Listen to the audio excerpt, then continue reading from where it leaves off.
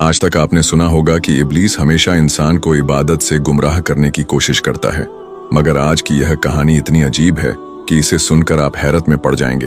एक शख्स अंधेरी रात में नमाज अदा करने के लिए अपने घर से निकला। रास्ता बहुत अंधेरा था और चलते हुए उसे ठोकर लग गई। वह मुंह के बल गिर पड़ा और कीचड़ से लथपथ हो गया।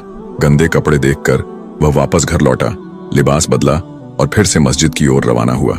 अभी कुछ ही कदम चला था कि उसे दोबारा ठोकर लगी और वह फिर गिर पड़ा, मगर उसकी हिम्मत कम न हुई। वह फिर घर लौटा, कपड़े बदले और एक बार फिर मस्जिद की ओर बढ़ा। इस बार जब वह घर से बाहर निकला तो दरवाजे पर एक अजनबी खड़ा था, जिसके हाथ में एक चमकता हुआ चिराग था। अजनबी चुपचाप उसके आगे आगे मस्जिद की तरफ चल पड़ा।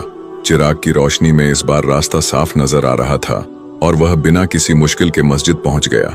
मस्जिद के दरवाजे पर वह अजनबी ठहर गया और नमाजी अंदर चला गया। नमाज अदा करने के बाद जब वह बाहर निकला तो देखा कि वह अजनबी अभी भी खड़ा था, मानो उसे घर छोड़ने आया हो। नमाजी को अजनबी पर शक हुआ और उसने उससे पूछा, आप कौन हैं?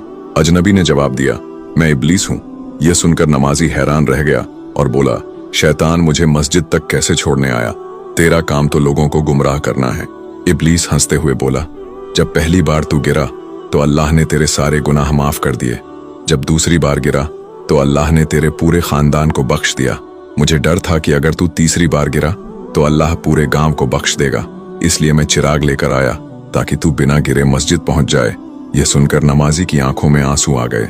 उसने सजदे में गिरकर अल्लाह का शुक्र अदा किया कि उसकी मेहनत और नियत को अल्लाह ने कबूल कर लिया।